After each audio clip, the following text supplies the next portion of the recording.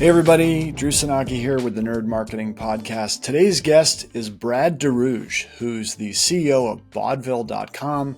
It's a D2B brand, so direct to businesses. They do promotional products and things like that. But what's really interesting about Brad and about Baudville is they are almost like 90% in on direct mail, as opposed to Meta and AdWords and everything else. They're a direct mail first business. And that's what kind of got me interested in talking to Brad in the first place, when he told me that he was just like frustrated with the rising ad costs of Meta and the unpredictability, and just wanted the channel that he could predict and grow his business off of. So they went all in on direct mail.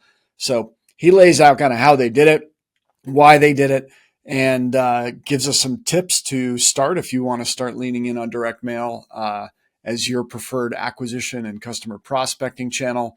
So it's a really interesting podcast. Hope you enjoy it. Brad DeRouge from Baudville.com. I wanted to first ask, but this is like a 40-year-old company. Is that right? That's correct. Yeah, we celebrated 40 years last year. So going 41 strong here. Founded in 1983.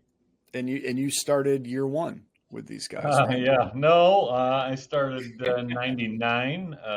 As I like to say, I started after they did all the hard work of figuring things out. And I got to join during the fun part, where we just sort of poured gas on the model and grew the business pretty rapidly. And but we're founded as a software company in 83, making, as they said, I think in their original mantra, games that were fun but not without purpose. So they started creating educational games, but ultimately landed on a product called Award Maker, which was a award printing product, software product for the old Apple IIe. And that led us down a long and kind of circular path to becoming ultimately kind of the awards and recognition company, promotional products, sort of hallmarkizing business gift giving in a lot of ways over many, many years. Done some different things in technology, started a different company in photo identification, done some different things along the way. Of course, if you're around 41 years and not doing some different things, then you won't be around for 41 years. So I've had a great journey here. In the Baudville customer is or guess who is the Baudville customer?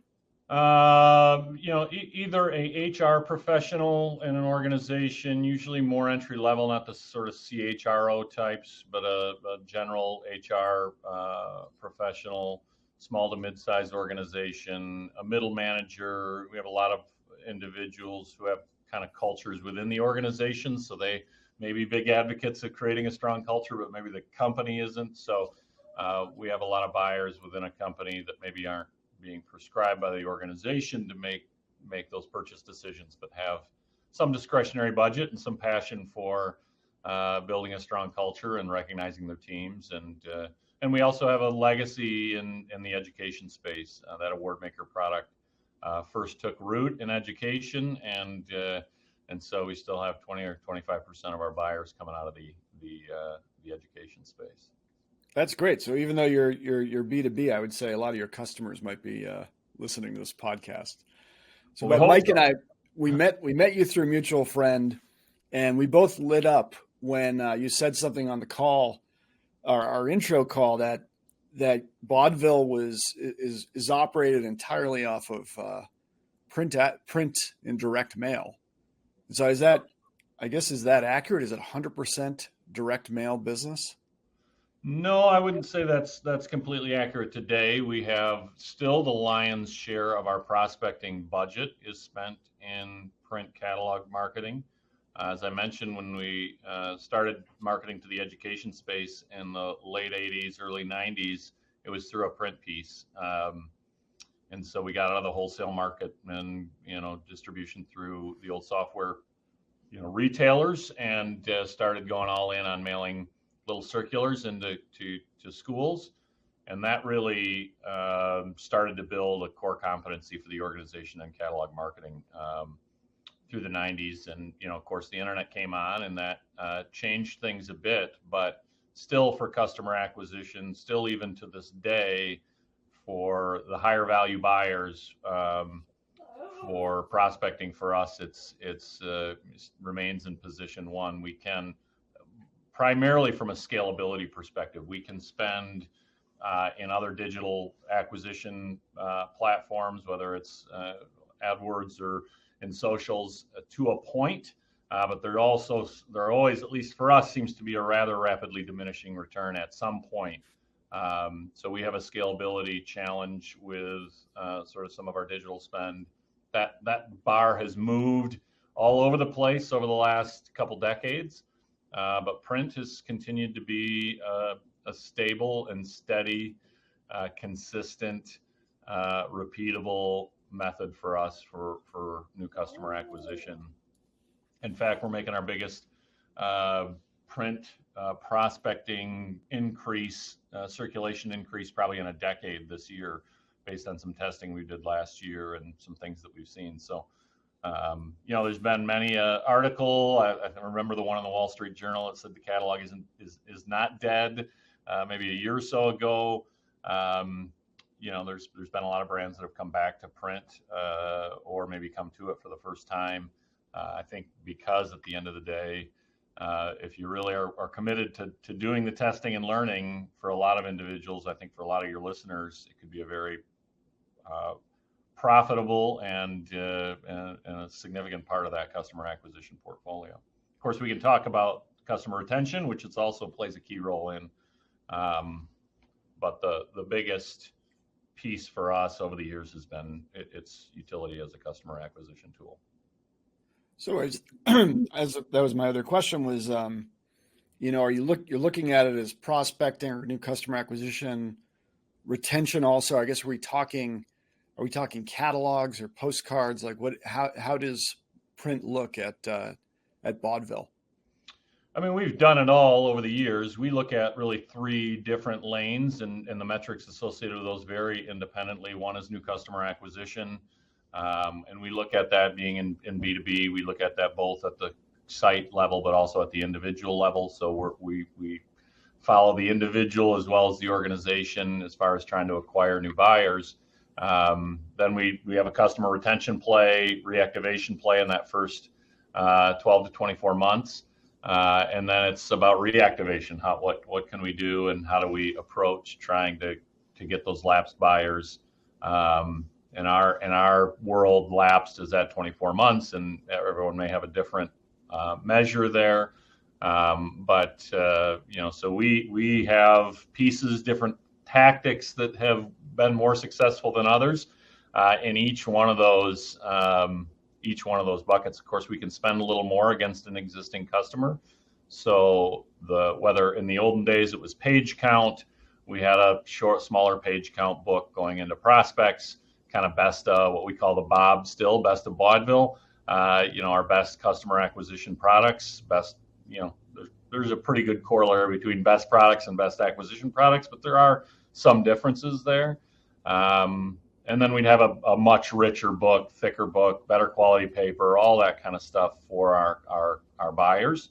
More new products, more focus on some different things that we were trying to do, maybe more targeting based on what they had bought before. And then reactivation almost kind of went back to that. Let's show them the best that we have. Let's show them the best of maybe what's been new over the last couple of years.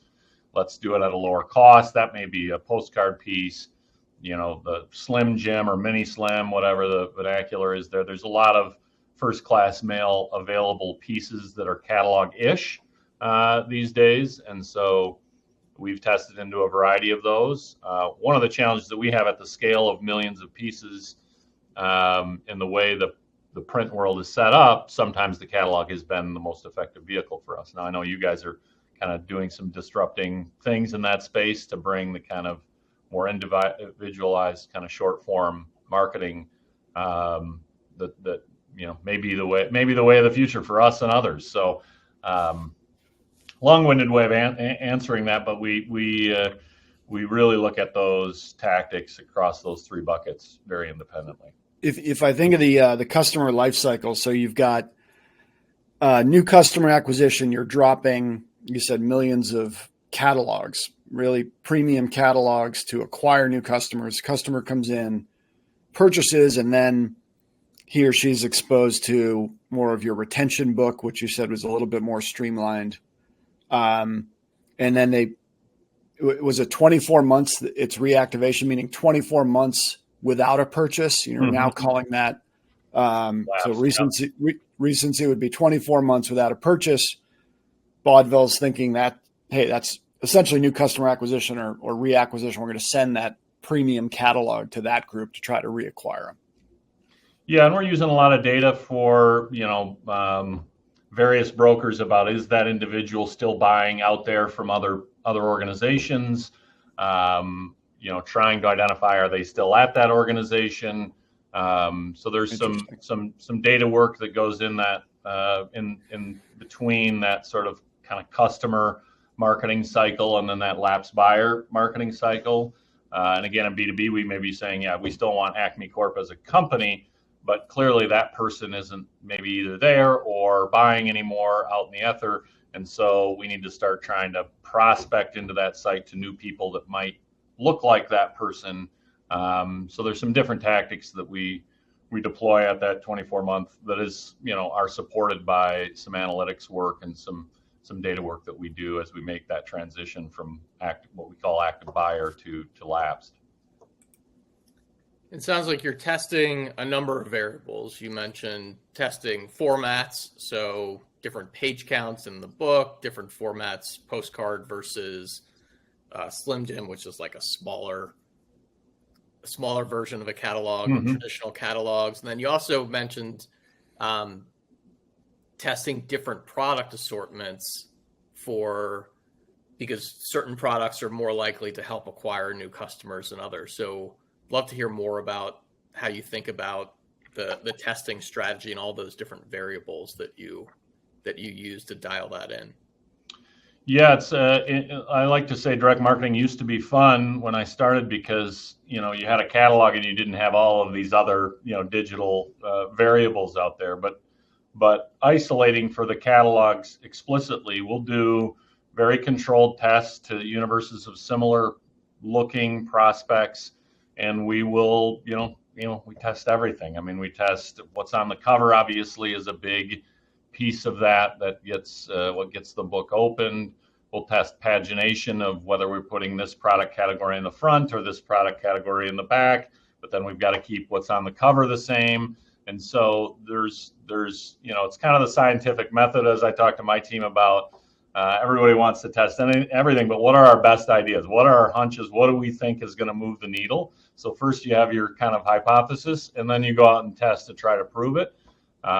Sometimes we get kind of wrapped up in wanting to test everything without really an advocate that says, I think this thing is going to work. I think we got a great idea here. I think so you really got to not just run down the testing for testing's sake, but test your best ideas, test against, best products, creative execution. I mean, we've done testing where we've, we have sort of a brand look and feel. Everybody does, this is kind of what we look like in the marketplace. Let's do something completely, within that, not using, taking you completely off your brand guidelines, I guess, but let's try something. We don't use a lot of people, for instance. We tend to focus on the product. So we'll test, somebody's reaction to the product, or just, there's some, in the annals of testing history, there's some stuff that you look at and say, wow, that beat the incumbent. But without continuing to kind of try new things, you don't figure out what the next best thing is. You assess measure success by running a matchback, I'm guessing, right? So like, who's receiving the catalog, and then you're measuring, do those households or individuals order or Correct. Businesses come through your order management system? Yeah. And then I guess the average person listening to this podcast, probably, CMO of a $50 million D2C brand, is probably going to say, like, that's a lot of, like, for each of these tests, you're talking thousands of catalogs, right? Which costs something. Like, why not just sit in front of Facebook and, test different ad creative? Because I think that's probably going to be like the hesitation for most brands, and like, even like, you mean I got to test thousands of catalogs, A/B test, and spend a lot of money to do it? Mm-hmm. Yeah, I mean, I think it's for us, again, we've built the competency, so it's hard for me to say, why somebody should start from scratch doing it. I think if they've got runway and they said, hey, I know how to get to 100 million or 150 million by just continuing to do what I'm doing, then it's hard pressed for me to say, well, insert this new medium. I think where the potential is when they experience what we've experienced over time, which is, the tail and the diminishing return of that incremental spend. Well, what else can I do to try to both become a little less dependent on this one channel I may be using, which presents some risk in and of itself, and just to kind of diversify the inflow of customers.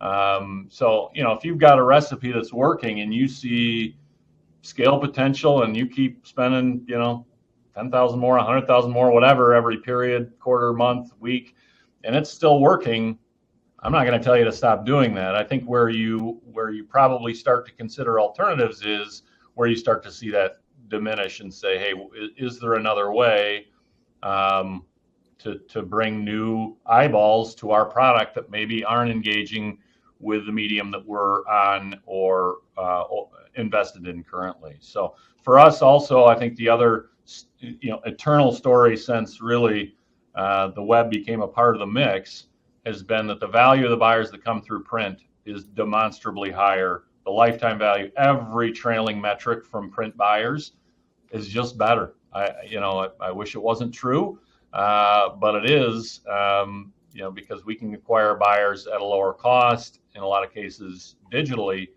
but the trailing metrics downstream are just, they're just better. And that data, that's not our data. That's data that's out there. If you talk to the data brokers and people who played in this space, it's a universal truth. Which we have found too. And I think people don't believe us because we run a direct mail business, but it's, we encourage people to measure,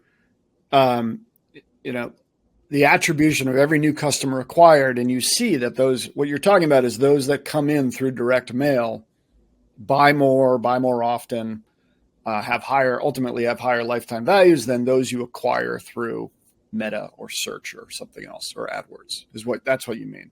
Yes. Yep. And have you noticed a halo effect around your digital ads when running print? Is that something that you look at or try and measure, like what impact that might have on ads that are running in other channels? Boy, we have done a lot of work in this space over the years, trying to, for instance, if we're gonna push into the market with one of our core categories is trophies. So if we're gonna really push hard into trophies in Q4 around year end, we're gonna raise our the related spend in Google or wherever we're spending digitally, and trying to understand the relationship between those things, which one is affecting the revenue line the most. We have seen success in kind of multi vehicle pushes like that, or multi-channel pushes like that. But I don't have the science always to say which piece to do more of next time. It's like, so our budgets tend to flow together, whether it's seasonally around demand for our company, which is generally in Q2 and Q4, which is natural and normal. We're going to raise our spend in multiple channels. The sussing out the exact role of each of those channels. We talk a lot about attribution. We talk a lot about it in B2B. We talk a lot about the different methodologies that organizations use. Obviously, last touch is kind of a thing of the past. You've got to try to figure out a way to take into consideration all of the data that you have coming in about that buyer's activity. And so we have our own algorithm for doing allocation. We've spent some time with consultants who worked with other folks on it. Everyone's got their own sweet science to that. But maybe more specifically to things that we've been able to measure, when we pair in a prospecting world, when we pair email with catalog, again, there's a little noise in some of the creative and some of the other things that we test, but generally, and this is something we've been ramping this year based on some testing last year, the email data is getting a little better, particularly in B2B, and so we're seeing a fairly significant bump, 20 to 40% depending on the month, and versus catalog only, of pairing that email with the catalog.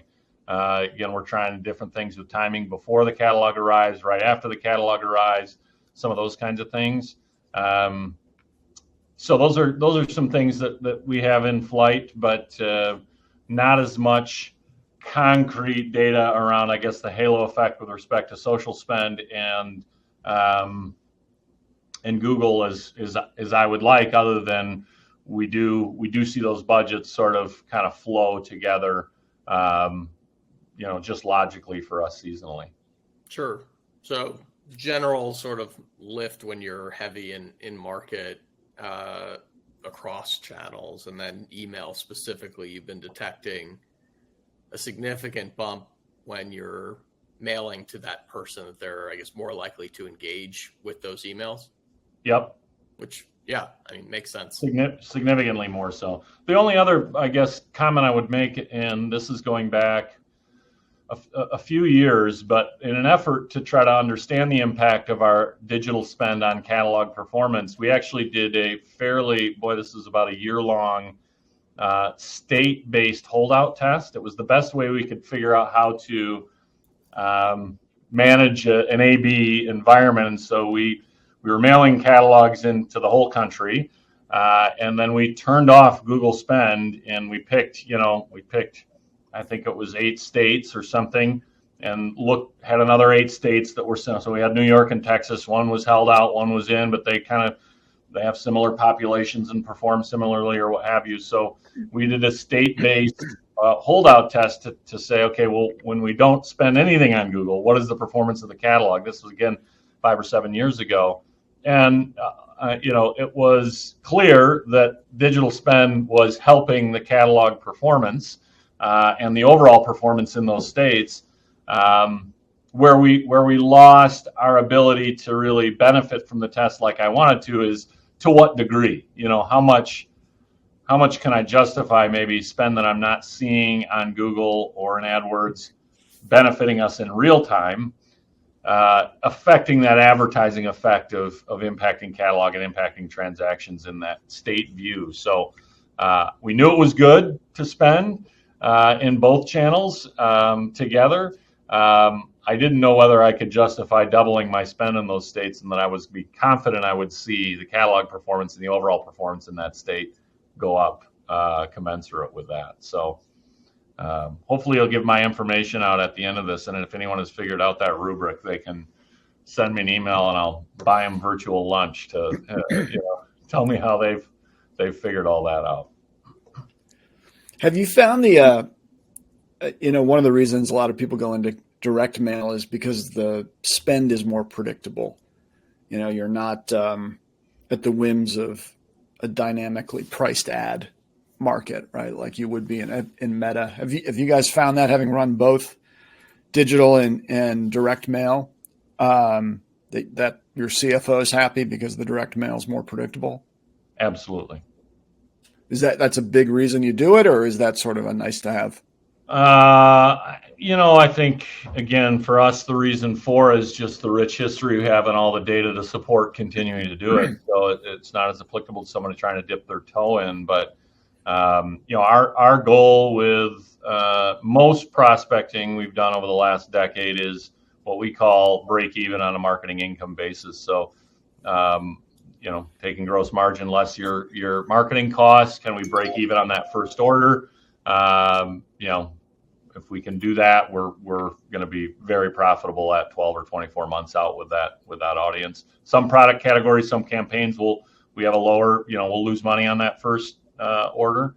But generally with print marketing, if you look over the last 20 years, most of our history, we've either been, dinging and dunking around that, losing a little bit to making a little bit on that first order.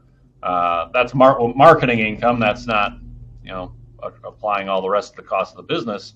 And that the volatility of that metric, and whether it's Meta or Google or anything we've done really outside of print, it's just highly volatile. And again, it gets more volatile as we spend more on those channels, and the predictability of it is just kind of wild swings from month to month or year to year in the same period, where catalog is kind of is again with some variability is much more predictable. What's the team look like that helps manage the program internally? Do you have, I presume you have dedicated folks. You're doing your own creative.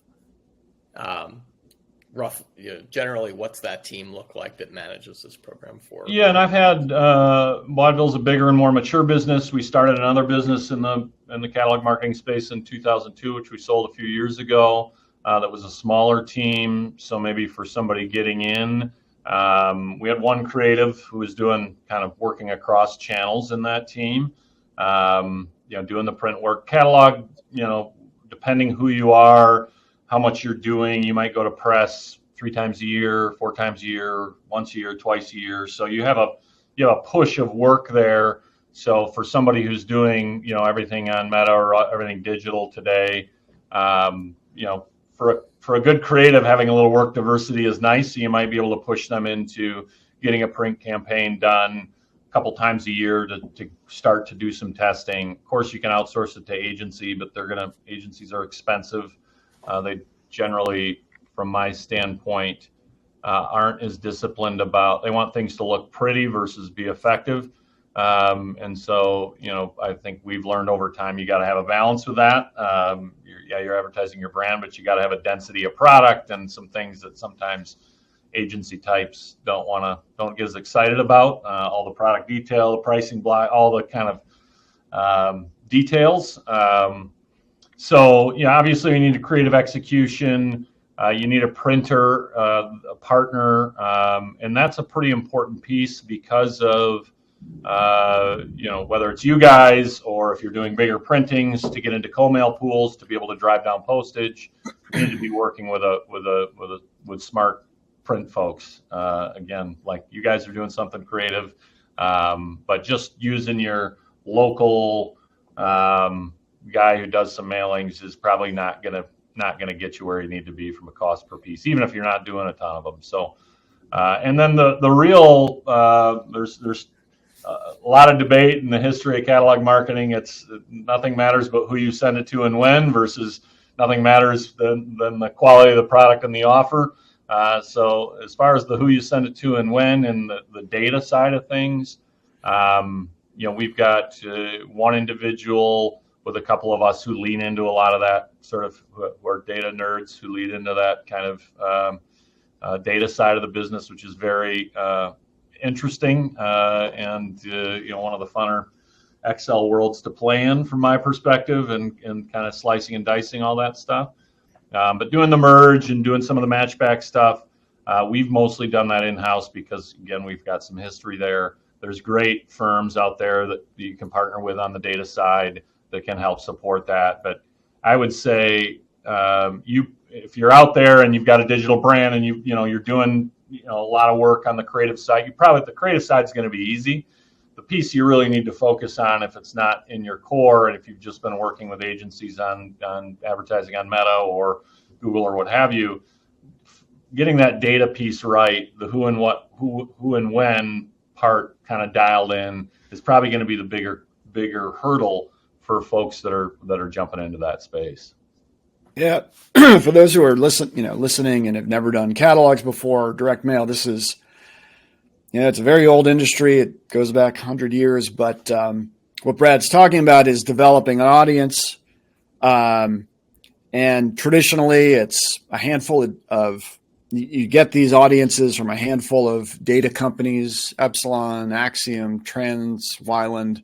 They're providing data, audience data, and then you can cross that a zillion ways in terms of behavior, demographics.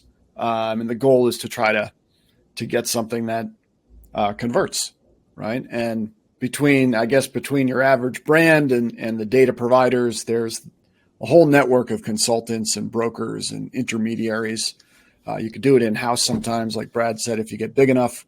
But it's a big challenge when you start prospecting, because you know, just like a Facebook ad, it's targeting an offer, and targeting the audience is really important. Absolutely. And, you know, building those models. I mean, if you've got a pretty good sized buyer file and pretty good data about who buys from you currently, the types of people you're looking for, the best 10% of those folks, then pushing out there, modeling against those folks, trying to identify what are the core attributes you're looking for. I mean, there's, again, not that work isn't happening in the digital ecosystem, but you know, there's important work that would need to be done there. I don't want to say it like it's, boy, that sounds complicated. Let's not do it. You know, it's not certainly an insurmountable mountain. It's just something you got to be mindful of as you kind of walk into that journey. So it sounds like you do almost like a lookalike off your top customers to get a brand new audience of prospects that look very much like your existing customers. And then do you find that there's enough of that audience is big enough to go back to 3 times a year, 4 times a year with these big drops? Yes, absolutely. I mean, it's again, I think there's a lot of different ways to slice that, and a lot of different, for us, we have the luxury of having a diverse product offering and different reasons to buy. And so we may be doing a lot of work in Q4 around year-end employee gift giving, which has become, we saw some real interesting things happen during COVID with that whole employee gifting space, with companies spending more on shipping to get stuff to each individual's house than they were on the actual product.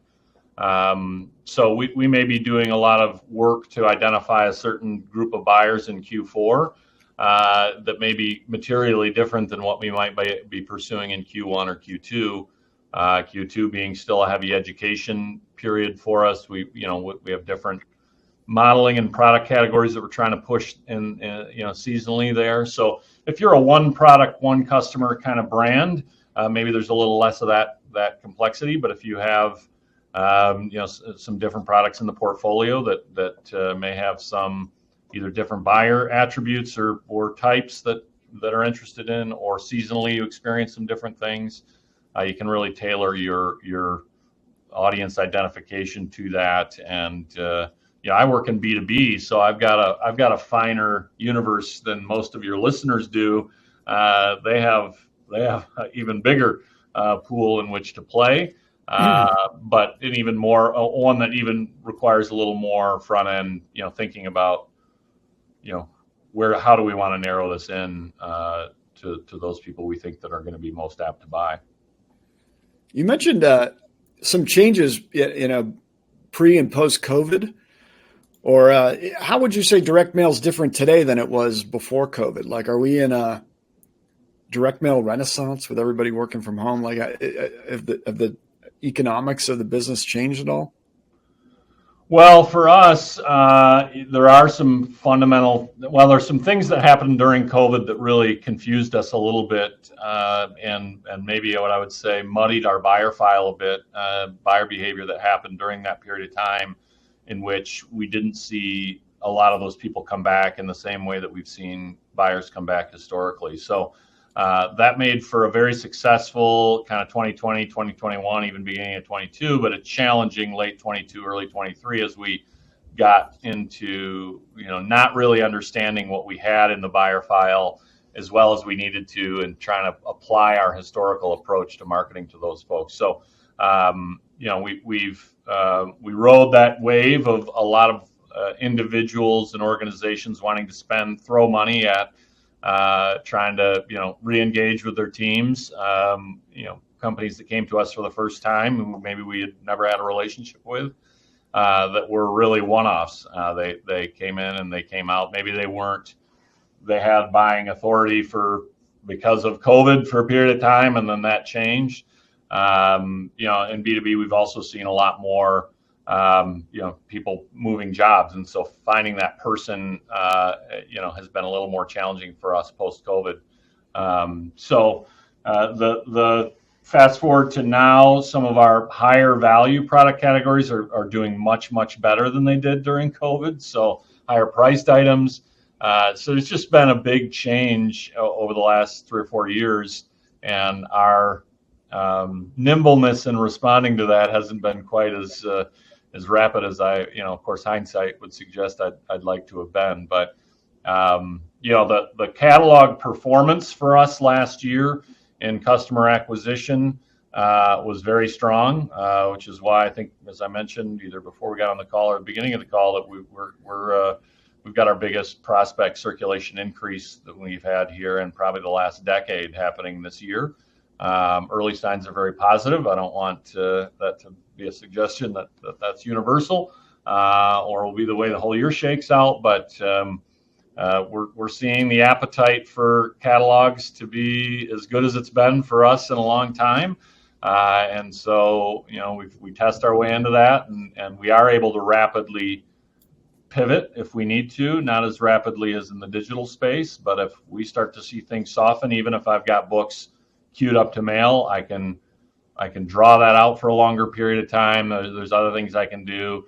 Print is actually kind of hard. Press time is actually hard to get. It's actually easier to mail less right now than it is to mail more. So you gotta forecast that. But I guess for us, we're seeing some real positive trends here coming into 2024. That's awesome. Last question from me. Someone who's producing their first catalog or their first prospecting